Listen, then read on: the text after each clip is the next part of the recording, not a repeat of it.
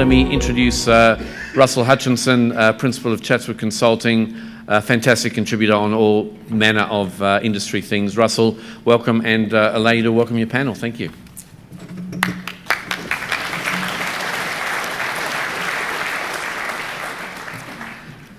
Wow, thank you, Richard, and thank all of you for coming along. And it's exciting to be in a room with so many advisors, and it's good to be here.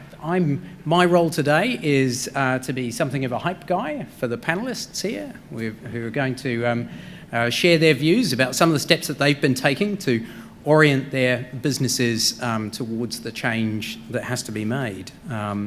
So you probably know these people really well, but I'm going to briefly introduce them for those that are less familiar. So starting down at the far end, we've got Brendon Neal, who's held senior executive positions in insurance companies, but now is best known as CEO of Kepa, and so brings the dealer group perspective to the panel.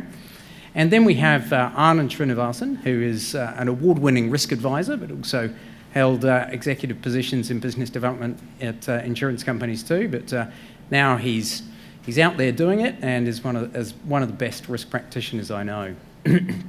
And then we have John Bolton, or JB, who has also had senior roles in financial services, ANZ, but now is best known for rapidly building Squirrel to scale, and obviously brings that more of that mortgage dimension to our panel. And then we have Camilla, another award-winning advisor. Look at this panel.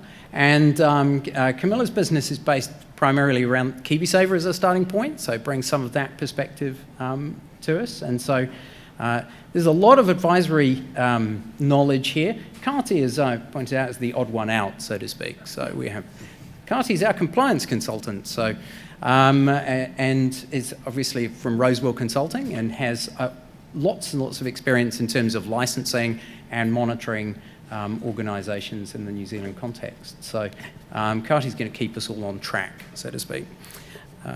And when I look at this panel and I look at all the businesses here in the room, I'm optimistic. Actually, I'm more than optimistic. I expect advice business to thrive, and rather than looking at that through the lens of law and regulation, I think there are some big long-run trends out there in our society which are supporting the necessity, the need for good financial advice. Things like longer lives, higher incomes, complexity, more choice available. All of these things mean that consumers more and more need help to make good financial decisions. So there's some great environmental support for the kinds of investment that you're often being called on to make in order to respond to the new environment. I'm conscious that there's a lot of diversity of business models and practices here in the room, and we've tried to reflect that by having different views and voices here in the panel. So it's okay for there to be different ideas about how to approach things, okay? And that's as much guidance for the team as for you. It's okay for you to have different ideas about how to approach things. And I guess that's one of the features of a principles-based regime. So our work is that we're going to look down through 5 subjects, if we can get through them in the time. We're going to look at code, conduct, governance, systems, and qualifications, and try to provide some stories really about how we're shaping these businesses up for the future. And just thinking about customers and how you choose your target market and which how you chose to set up your business for a particular group. First of all, Camilla, can I turn to you and say, how did you choose what you were going to advise on and what kinds of customers you were going to seek? Yeah, look, I think all my life I have seen the struggles of a lot of my own family, friends, and so many New Zealanders when it comes to just basic, money management, and especially the barriers around home ownership. And I sort of look at that and think that when I founded Iconic 5 years ago, I saw a huge gap, a huge opportunity to be able to make a difference, especially in that KiwiSaver education space, a space that I'm really passionate about. And the reality is, a lot of New Zealanders, they want to own homes. They don't want to struggle financially when they're in retirement. And I think for me, without getting a bit emotional about it, it's really personal because between my husband and I, we have our own parents that are in retirement right now that are struggling financially, and we're just lucky to be in a position that we can help them. And I think that it's, the struggle is real. There are so many families out there that are in that situation. And so it was a no-brainer for me. And I think, everyone has different needs. You're going to come across those clients that really have that need for the full specialised, personalised advice. You're able to give them the full Monty, all the bells and whistles package. But for other people, that can be really overwhelming, enough to actually put them off seeking any help or advice. And that's a space that I'm really passionate about tapping into. And it doesn't have to be complicated. It can be simple. I do think that there is still a space for simple, even in some cases, informational only advice. So. Yeah, nice. And Yeah. so hearing about a limited scope there. And what about you, John? Oh, look, we've sort of changed over the years. I think for a long time, it was all about trying to diversify the income to de-risk the business. But as we've matured, we're spending a lot more time thinking strategically about where we really need to focus. And that sort of discipline of getting really focused is really narrowing down what we offer. I think we'll move away from insurance. So we're traditionally a mortgage business, but did insurance on the side. It was a natural fit with the business. But as we move to this sort of greater level of licensing and governance and just the systems and controls that need to exist in the business, plus just being bloody good at what we do, it's actually forcing us to really narrow down and think about what's really important to us. So that specialisation, that choice for specialisation, is partly about being good at it and getting better at it. How does it affect things like training and how you organise your processes for your people and so on?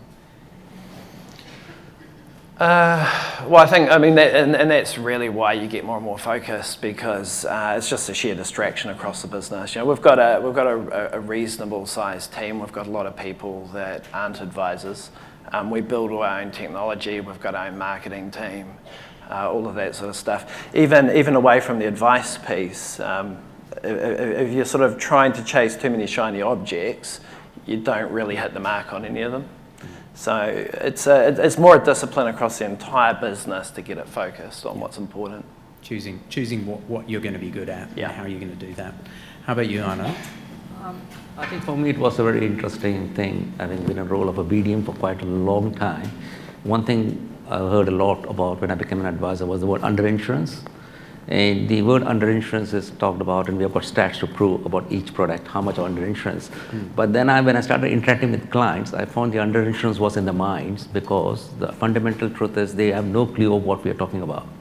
So when I broke it down how a trauma or an income protection or a TPD, the living insurances work, and how it's relevant to a person or to the situation, the eyes lighted up, and my business got structured around that. To the extent, like, to give you just a simple story, I met a drain layer in September 2016, and the scenario I presented is, what if you break your shoulder, your leg, because you're driving a digger? Lo and behold, 6 months down the line, he comes and tells me it's happened, and 1 year down the line, we got a TPD claim paid out. 34-year-old guy started off a policy, not even paid premiums for 3 months, but something relevant.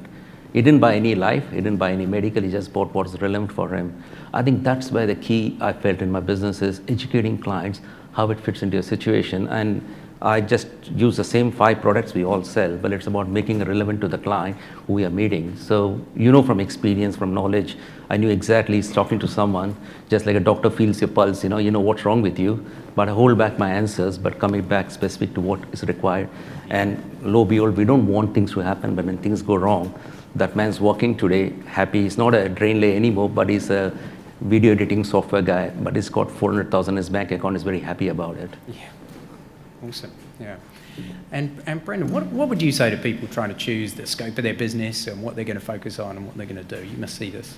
Yeah, answering in our context, right? Keeper as a dealer group organisation trying to get its head around how do we sort of plant that flag and say that the pathway to best customer outcomes, in our view, remains that advisors should be allowed the ability to choose from a suite of products to remain independent. That ultimately, we've got all sorts of iterations of business models that sit under our group. We do about 15 million of API within the member base. It's probably about 10 to 12% of the whole New Zealand market on an annualised basis, right? And that's everywhere from managing agencies that employ 20 advisors all the way down to your sort of cottage one-man band businesses, and how can we set ourselves up such that we can best enable those types of entities. In the last 12 months, we've made really substantive changes to the group. Significant investment in competency, so we employ our own learning management capability. We can deliver level 5 training within the group across multiple disciplines too, investments, trend, residential property lending and life and health. And so we're just trying to stay ahead of how we can enable all of those business types really. And so that's our lens on the customer ultimately, is enabling independent advisors. Nice. No. I'm going to turn now to governance, and if possible, we come to conferences like this, we've got some ideas about what we want to achieve, and we want to take those ideas away and make them happen in our business. Thinking about how, in effect, you drive that through your business, how you make change happen in your business. I'm going to ask you to comment just around how you've been able to establish governance and improve that in terms of what you do. And maybe, John, would you like to lead off? Okay, so I'm probably a little bit unusual, maybe a bit more advanced in this space. So we've got pretty heavy governance. We're already regulated because we have a peer-to-peer lending license. So we sort of fit under a very similar regime already, which required quite a high degree of governance. So I have a board of directors. I have 4 independent directors on that board. We used to meet monthly, which was ridiculous. We spent the entire year preparing papers for the board. Subsequent to that, I've realised that we're actually better off running them quarterly. So we have quarterly board meetings now, which are for a full day. And we alternate between the board meetings. We have one on strategy, and then we have one on risk and controls and compliance type stuff.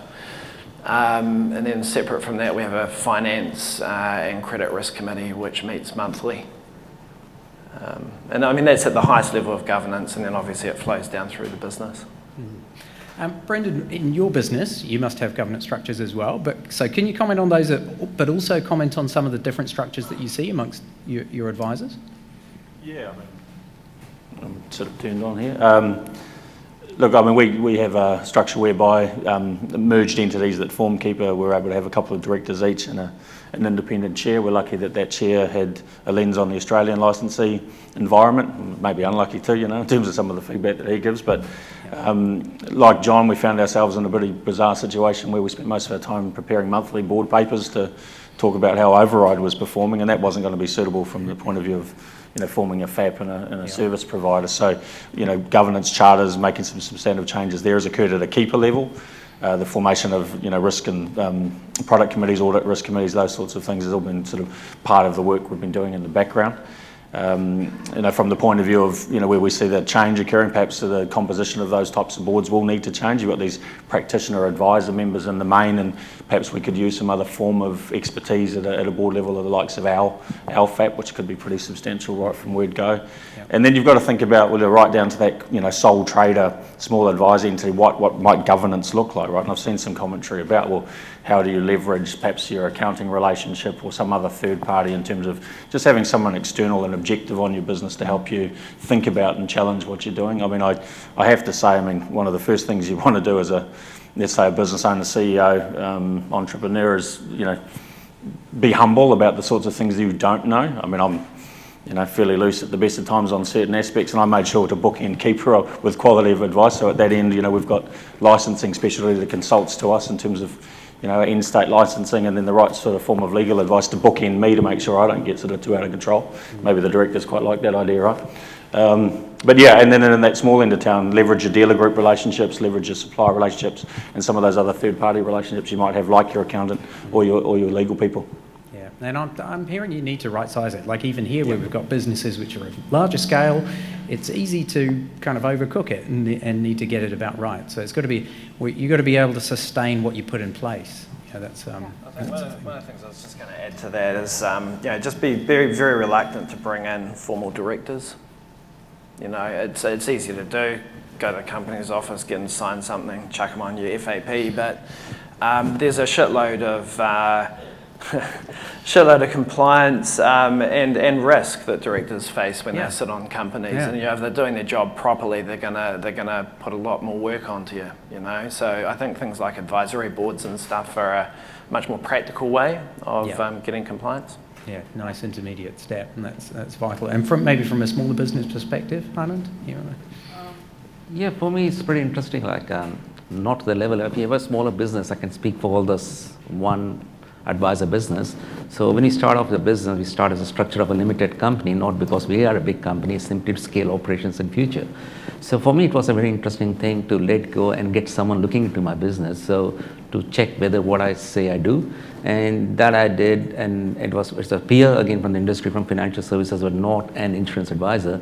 And that was amazing to see the little things that you pick up, saying you're going off stray from here and there, and there's commas and dots like in a paragraph, to make it look better. And that's brilliant. To give just one example, like it looked tough, but it's so brilliant, and now I see the insurance company mirroring it, is one of the things we asked an client is, are you comfortable me holding your credit card and direct debit details in file? The client knows we're holding it in application, but said, no, we are not comfortable, which was an obvious answer. So as an advisor, what am I doing about it? Nothing. We don't do anything, right? So I went ahead and changed my process, because now you got the systems, the Adobe, we can redact. So right after sending an application, we redact all the financial information.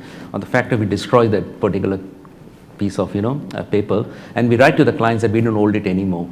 So that gives we go back to the thing. Right. It's not about insurance, it's about what client confidence are you giving. Yeah. So I go back to the client, and my conversations with clients not about insurance, it's about how am I giving him confidence, is this information is secure with me. So that little process wouldn't have come to me had that person not challenge me and say, like, seriously, what are you doing about it? And there are solutions. Now it's a process, it's part of the documentation. We don't hold any client information. Now 2 insurance companies I know in the market actually send the client, there's links to client directly, they never take it from the advisor. So the world is changing and is bringing along to a level where the client confidence in us will be pretty high. So that's one little thing I've done. Yeah, no, that's a good example. To add to that too, regardless of whether or not you are a one-man band or a medium-large advisor business, I think everyone needs to have a mentor. So the structure is, if you're a one-man band, you need to have at least one mentor. The bigger your business is, the more mentors you need to have. And they're the people that should be keeping you accountable, helping you with the growth and the development and the structure of your business. They're the people that are not living and working and breathing in your business, so they come with new perspective and new ideas. And so with the changes that are coming, I think, for us as a business, it's just more around the formalization of that. Yeah.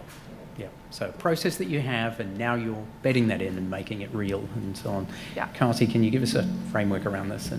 Yeah, absolutely. So as for the businesses that choose to become a licensee, one of your primary functions is oversight of the financial advice that's happening within your business. So really, governance and oversight go hand in hand. So you want to ask yourself, do you really understand what type of advice is being given in your business? And I think there's a 2-stage preparation process. So first of all, and this conference is about get in shape, which I think is really accurate. So get the business in shape. From my experience, there's no such thing as a perfect business. Everyone needs to bring certain things up to date, whether it's position descriptions, training processes, using systems better, whatever. Get the business in shape first. Secondly, get your advisors in shape. Get them understanding about the new regime. So some of them might well still be going through the level 5 process, which is great, but think of that as the theory. Your job as the oversight body is how are they going to put that in practice? What's that going to practically look like? What are they going to do differently as they give financial advice and have to meet these new obligations? So really, governance is about thinking as yourself as the frontline regulator for your own business. And if something you have to report, for example, to the regulator later on, you want to be able to demonstrate that you've gone through a robust process, identify the issue, put in places to manage the issue, and then the best response you'll get from the FMA is, great, no further questions, you've clearly got it under control. Whereas if you haven't, that's when they actually have to come in, do more work, do a monitoring visit, and just get a bit more confidence about the processes that you've got in place So to me, governance and licensee, that's sort of a critical part of getting ready for this new regime. Yeah. Hey, so let's turn our conversation now towards conduct and what that means. And I guess one of the key aspects of conduct is looking at the FMA's conduct guide is, how do you know that the service that you offer to clients is good? So how do you know that it represents good advice or is good value, or if you want to range into suitability, so if you'd like to have a go at some of that, who should I pick on first? Brendon. Yeah, let's go. How do I know? Yeah. Yeah. I mean, this idea of good customer outcomes, I've sort of found it an interesting one to try and get my head around, right? Because from a life insurance perspective, that might be that they never used the product. They haven't claimed, they haven't died, they haven't had a major illness. That could be a good outcome, right? I think from our point of view, it would be a good outcome. It starts with the competency of the advisor. Again, the ability to choose from and give appropriate professional advice when it comes to selecting from the wider market.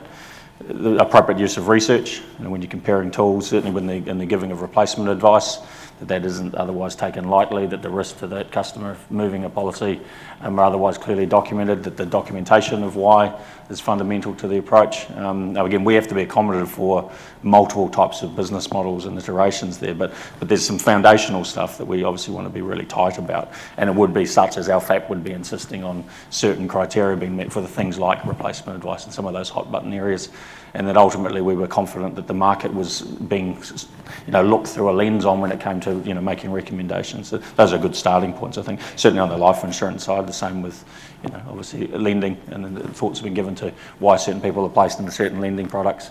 Appropriately documented, good file noting, good disciplines there, they tend to add up to good outcomes, right? But doesn't necessarily mean you trigger an insurance product in terms of a good outcome, right? No.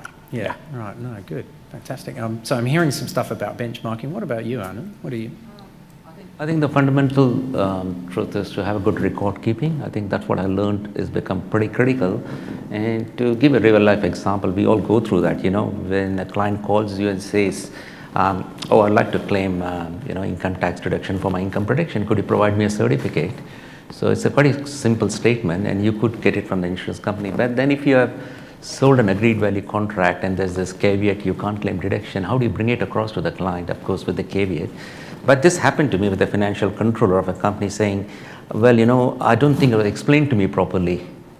Then I wouldn't have bought an agreed value contract. And lo and behold, then all of a sudden, everything is on your head to prove that we had this conversation. And that's when the file notes and the correspondence. So before even the statement of advice, we had quite a bit of exchange of different forms of income protection, and also note where we signed off about statement of advice, about what's the difference between agreed and indemnity. And he chose the agreed, and his signature was there in the document. When I just said, look, before we go to that, could you have a read of this and tell me which part did not you understand? And he said, oh, thank you for reminding me. Yeah, I now remember. Right. So I think I basically saved myself a lot of trouble because of those record keeping. So I think what's coming again and again is it's not about complaints or it's being very, very thorough what you're doing with the client, because seriously, none of us will ever remember what I discussed 4 years back. So simply it all comes down to advisor. You said, I said, you said, I said. So the one way to avoid, I've realized in the last at least 1.5 years of my business, I've been very thorough, is any interaction with the client, a call or a note or any conversation needs to go somewhere, what it was, right? Even for the appointment. So when you print out, you got a full history of how we engage with the client to the end. And that's saving a lot of my pain, because the clients constantly come and say, why are we paying so much premium? A simple statement like that goes back to, this is why, because you signed up for this contract. And they say, okay, now we remember. It's funny. You can give good advice, but how do you prove that? That's the question, yeah. So what does good look like for you, your clients and your business, John? Oh, happy customers and new homes. I guess, it's not hard putting people into homes and them enjoying the experience. If it goes wrong, you want to make sure that you fix it pretty damn fast. I always worried with the new regs that we'd end up with just this crazy sort of bureaucratic system inside the business that the advisors would hate, and would end up just slowing us down, because we're all about trying to build scalability. I think you can keep this stuff pretty practical. Some of the things that we've been doing for years, I don't think we actually have to change much. We've been doing this for years. So every one of our customers is surveyed post-settlement. And that's a phone-based survey. It's not an email or something like that. So they're actually outbound called and surveyed. We get the results from that. We're getting it for every advisor. That's probably our best temperature check in terms of how things are going. Across the business as a whole. Across the business as a whole. Because we'll reorientate the questions that we're doing in that survey to get a little bit more around making sure that the advice is the right advice. But it's a nice, simple way of having some checks and balances. Nice. Yeah, I think feedback is really important. And so feedback is really important, and we run a lot of KiwiSaver workshops within organisations, and so everyone that attends our workshops completes feedback forms, and you know you're doing a good job when you've got that feedback from the people that have actually experienced it on the other side. So I think that's a really important measure. I also think for us as a business, just having that reassurance and having an external party checking through your advice documents, having annual reviews around your processes and your systems and what you're doing in your business is a good kind of check in terms of what you're doing in your own business. And I also think simple, effective communication and making sure that how you're delivering your message to your clients, people understand what it is that you're saying. Fantastic. Yeah, if I can add to that, I think sometimes good advice is about knowing when you can't help someone. Yesterday we had an advisor in Wellington asking us for some help because they were trying to do a mortgage application for a husband and wife. Turned out the husband had another family, didn't want to disclose to the wife. They were working out how to fill out the application form, and when you actually unpick... Now that's a disclosure problem. Exactly. But also the declarations they had to sign, we had to say, look, that's actually high risk for you as an advisor. Do you need to take that level of risk on board? So understanding that sometimes good advice is telling the client, sorry, I can't help you this time. Yeah, vital. And that's that question around suitability. Does anybody else want to chime in on turning clients away who you can't help?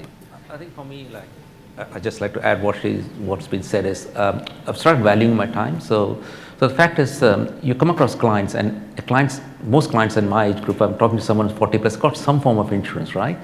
The question is, how did they get the insurance in place is what I go through. Is the basic is, did they get it from the bank or did they buy it from an advisor? What was the process? And 90% of cases, also only 1 or 5% of cases, they would have someone advisor still looking after them. So the fundamental truth is, if I'm spending time on looking on a policy because the client wants me to, at the end of it, I may not give any advice to say, look, don't do any change because in 20 years your health has changed, right? But who's going to pay me for my time? So I make it very clear in the scope of engagement, looking at the client's history of medical, say, look, I can go through this process, there's a charge for it.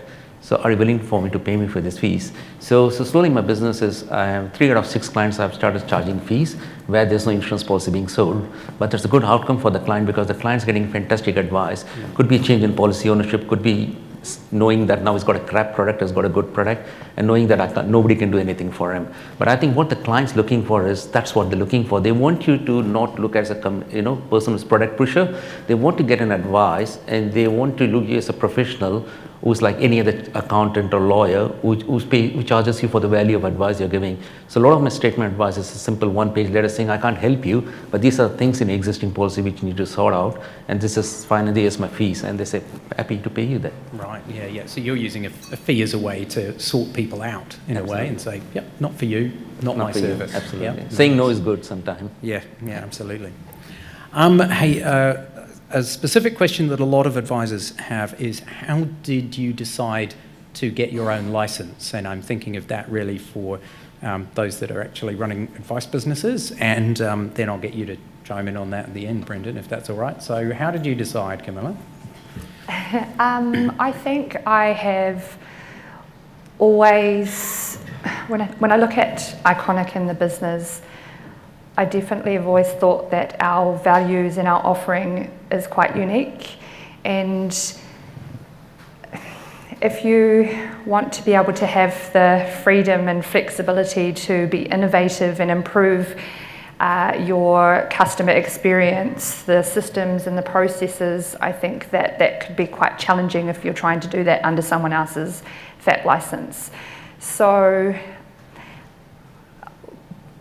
still, I guess, trying to figure out what that looked like for us as a business, it made sense because I wanted to have options. So it made sense for us as a business to go down the track of getting our own FAP license, because at the end of the day, there's so much to learn from that process. You know, none of it is a waste of time. Everything you can implement into your business to make it better, to be able to improve it. But I think that's ultimately, you know, what made me go down that track of looking at a FAP license. I'm really passionate about I'm really interested in that. So you just described applying for your FAP licenses and the process that you know, the work you had to go through to that, as none of that was a waste of time. That was, and we're still in the thick of it right now. Right. It's been challenging. I'm not going to sit up here and lie and say to advisors sitting in the room or people that are running businesses that this is easy. I'd love to see a show of hands of anyone in the business that, you know, or in the industry that thinks this has been a really easy process. And if you put up your hand, I'm thinking maybe you haven't started yet. But yeah. Yeah. But that work is valuable for you. It's value, and I'm really excited about the opportunity of what, you know, this is going to look like in another 12 months time. I'm going to change my mind, Brendon. We're going to come to you now, because that's I hear this was all about I needed to have control and be unique and so on, but maybe there's other perspectives to take into account. Yeah. I mean, like any market, right? There's got to be room for different business models that can be accommodative of people's different needs. There's plenty of advisors who really only want to concern themselves with their ability to see the next customer and drive, you know, what they're very good at, which is the conversation and the advice piece, and see the idea of outsourcing or using an oversight body or a licensee as the person to tell them just what to be careful of and be wary of, and don't say something silly on Facebook, is really valuable to them, right? So that's clearly got to be part of how you provision for things. There's clearly a very valid pathway for some who want to take the time and invest to take their own license to do so. We determined, it was several years ago, I think 2017, where previous CEO to me sort of announced the idea of getting Keeper fit for license was going to be the future pathway. That clearly had some commercial lens on it, that what was the value chain role of a dealer group when it came to not playing in advice in the new world. If override commissions were to dry up and we didn't like volume-based stuff anymore, what the hell were we going to do? Those sorts of things clearly came into play. But there was a great opportunity too to get more involved in the advice channel and help businesses, and clearly we had a lot that we had a lens on that we could see would need our help. So look, we decided there that forming an FAP for those advisors that saw it suitable for them would be a very, valuable part of our proposition, at the same time as being able to leverage that FAP to provide services to those advisor members who wanted to take their own FAP, and we have exactly that playing out. So as at today, we're in the process of doing diligence on about 80 firms that want to join our transitional licence. And that's a positive thing for us, but it's also a fair bit of work. We're getting to know these businesses in a slightly different way. I will be in the unique position very soon of having to say no to a few advice firms, and that's going to create a new dynamic for ourselves and some of the product manufacturers too. So there's a bit of double-edged sword thing going on there.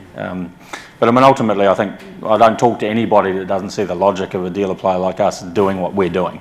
And so that endorsement from our suppliers and our advisors has been obviously clear that our strategy's in the right place. And look, there's a collegiality element to the groups, not just mine, but the others, that advisors like spending time with other advisors and learning from and getting feedback from those, right? And that has to be valued as well. So the idea of belonging and membership still remains a very valuable part of the propositions.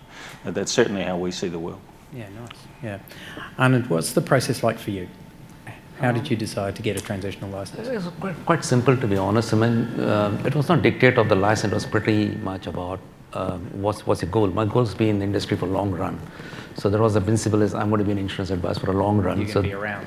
I could be around, and then that came about succession planning. So when things like that come in, you're not in a position at the moment to quickly decide to join someone and let go of your idols of being long run, just because licensing is coming. So licensing is a regime, but what that is also the other challenge, the flip side was licensing process, like Camilla said, it's not easy, it looks on the face.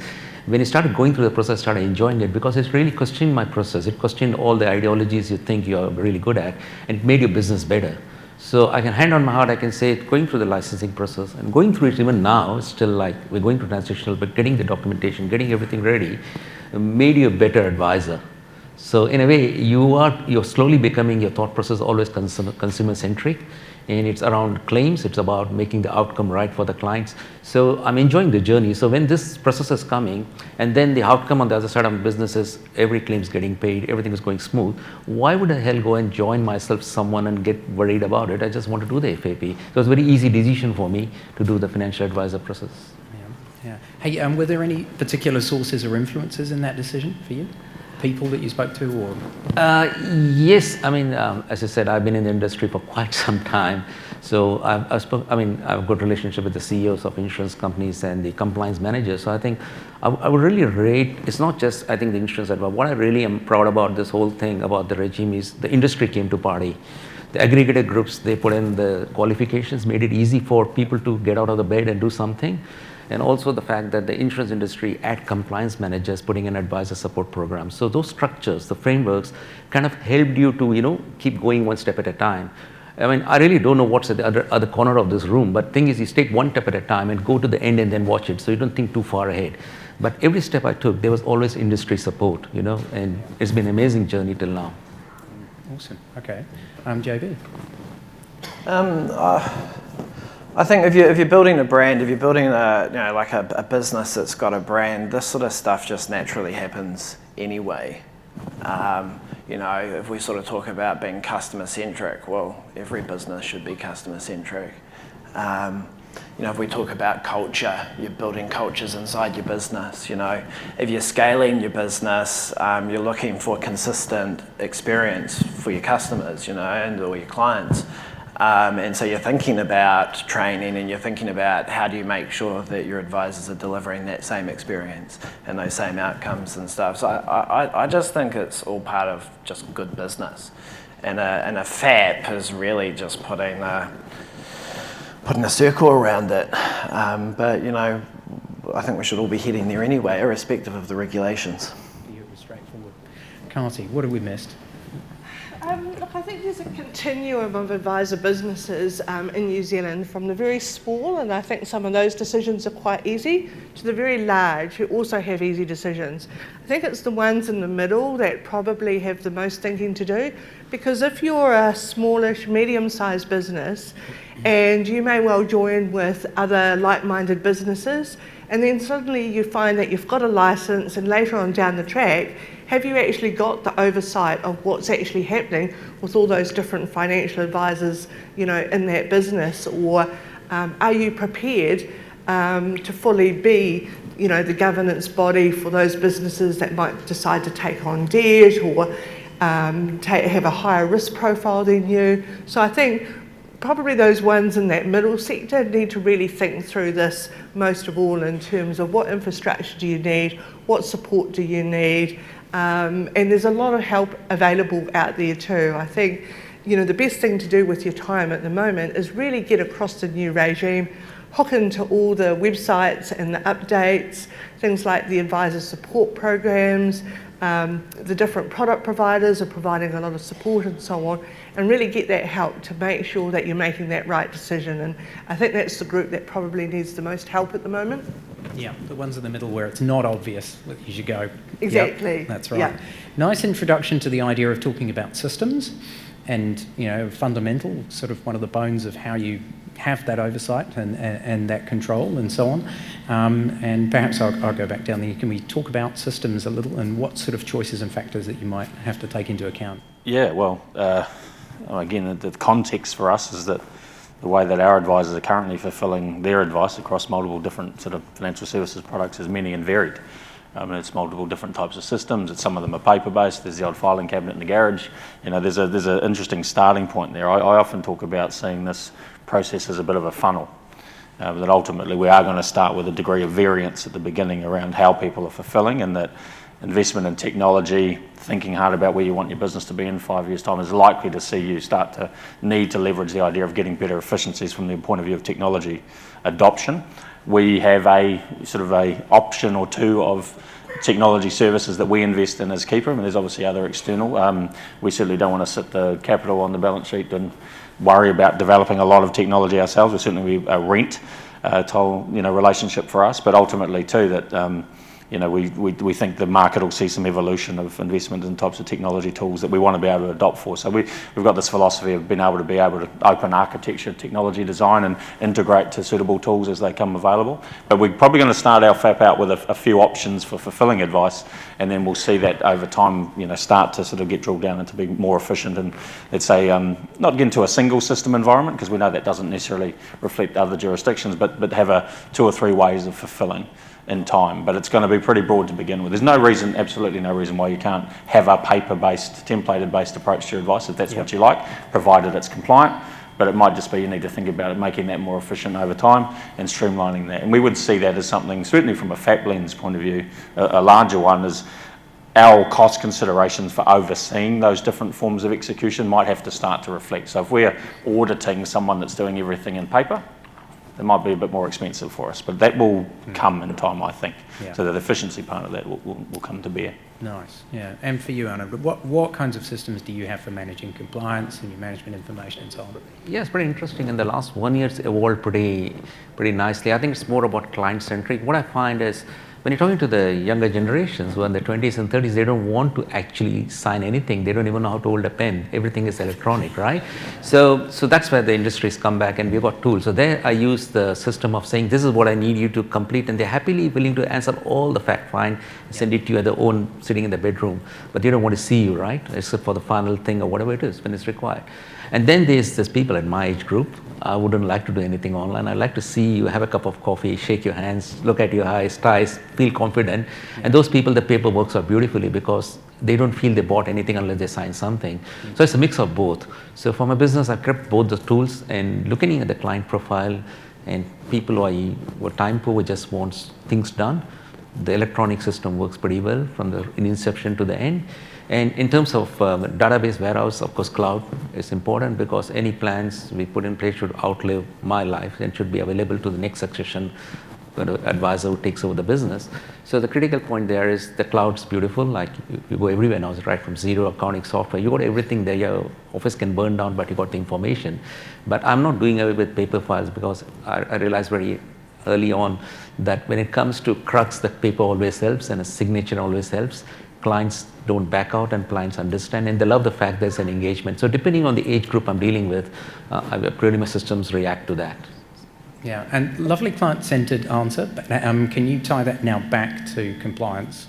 If that's yes, possible? so that comes back to the compliance, and if you look at the quotes, it's about saying, proving what you say you do. So when you do that kind of process and the timestamps and everything, so as I said, one thing every advisor and everybody in this room will agree with me is the moment we put an insurance policy in place, everything is forgotten. Nobody remembers what they bought. The memory is absolutely, why did you even buy it? The client, that is. Yeah, the client. So for the client to get back and revive, and so when you do the reviews every 2 years, it's nice to bring it back and say, this is what we discussed, this is why you're paying these huge premiums. And let's tie back to see why we don't. And they love the fact that these records are being kept for them instead of them trying to keep the policies with them.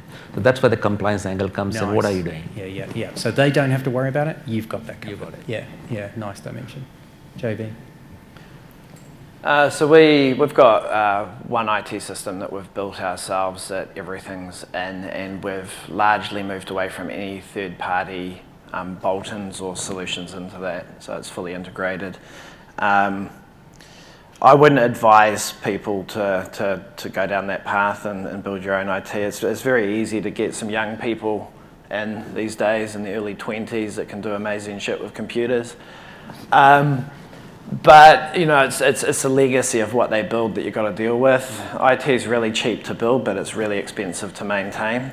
And you're going to find that there's going to be so much change over the years. So in our space, in the mortgage space, we'll have direct straight-through processing with the banks and all that sort of stuff. There's a hell of a lot of development that's going to be needed on an ongoing basis that is ridiculously expensive to try and do yourself. The other side of it, the thing that keeps me awake at night when it comes to systems is data protection. We're all only one data breach away from completely munting our businesses. I don't think an advisor business would ever recover from a data breach, a serious data breach. So if there's one thing that keeps me awake at night, it's that. And so when you think about your systems, particularly with the customer data that we've got on our systems, I think that's really, really critical, and we've got to take it seriously. Not just advice businesses, yeah. Yeah. Everybody in the ecosystem in this room has that issue. Yeah. That's awesome. Yeah. Look, I remember 5 years ago, I was the only advisor in our business, and I had a personal assistant that used to put all my client information into a really basic CRM, but everything else was paper-based, and right to the extent of we used to print out all the email correspondence, put it with the file in these filing cabinets, and I felt like every year we were buying filing cabinets. Yeah. Today, I'm sure some of you can relate to that. Today, technology, it forms a huge part in terms of what we're doing in our business at the moment. And I think when we looked at technology, I've been working in the advisor space for 15 years, and I think I've used about 7 different CRM systems. So it just goes to show that technology is constantly evolving. But we look at, a few key things. Firstly is the CRM system has to be flexible. It has to be able to integrate with other software. The other thing we look at is, you already talked about data security. It's got to be easy and simple to use, because let's face it, a lot of advisors are really good at building client relationships, but we're not all amazing when it comes to using technology. So when you're in a business that has advisors, it's really important that the systems are easy to use. And automation for us is quite important, because that's all about streamlining the process, simplifying it, improving the customer experience. It supports us with compliance checks, audits, etc., and it just makes life a whole lot easier. So as I said, technology is evolving. Even right now, we're looking at ways to improve what we're currently doing, because one of my goals this year for our business is that we can look to use technology and automation in every aspect of our business. And I think that that's right from the advice process from start to finish. If providers out there can use technology and get rid of paperwork, I think so can we as advisors. But I do agree that you have to be adaptable in terms of the clients that you're working with. But I don't want to deny that technology is definitely going to form an important part of the future of our industry. So if you haven't already, we definitely need to be embracing it. And that wasn't easy for someone like me that had been doing certain things for a certain time, a certain way. Yeah. Karty, any sort of checklist issues that you want to bring to bear on that? Yeah, look, I think it's fantastic. We're seeing so much new technology to help support financial advisor services. So we've got lots of systems now that provide the research and analysis. We've got systems emerging that provide statements of advice, and you can build in disclosure, which are all great.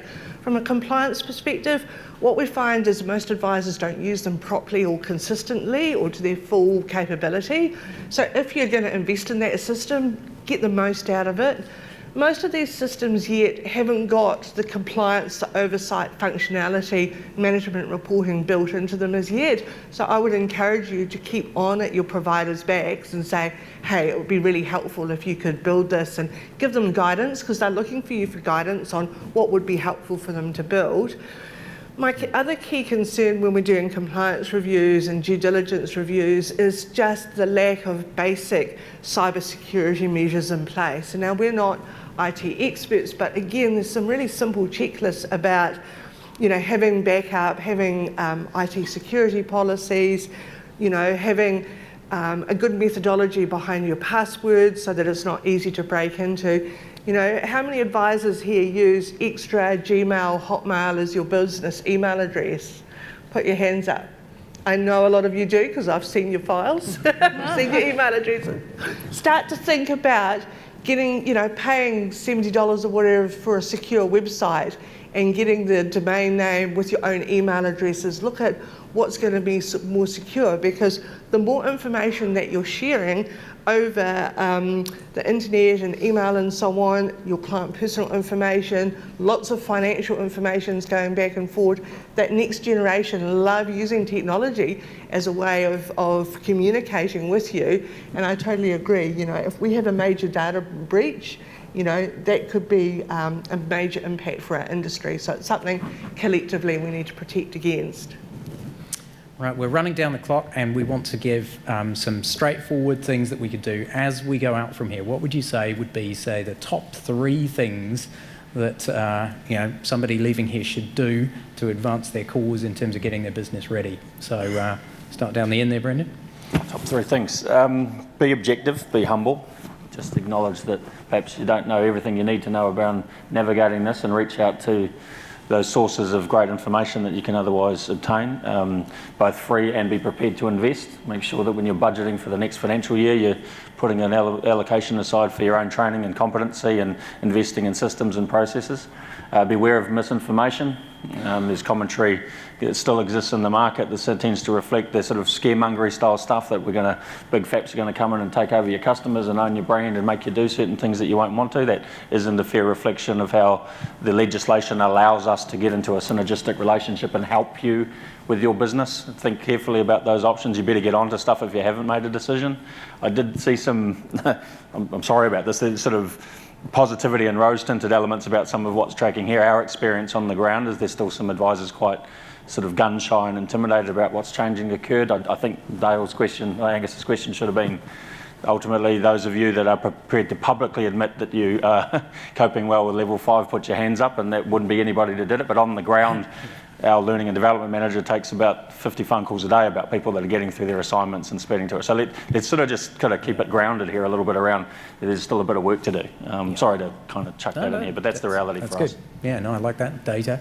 Yeah, no, just take on the fair. I mean, as an advisor, just get your level 5. I mean, there's no ifs and buts about it. That's the basic standard if you're not got it. And then the second thing is get some mentor or a compliance manager to look into your business. Just wonders for what the way you think you do your business, maybe from home, maybe from anywhere, but it's good to have someone else looking into your business and telling you, are you really complying with the code of conduct? So it's very important to have that, because we always a defensive in attitude. I'm doing well, but let someone else say you're doing well, Yeah. So get an auditor or get someone to look into your business as such as the baseline.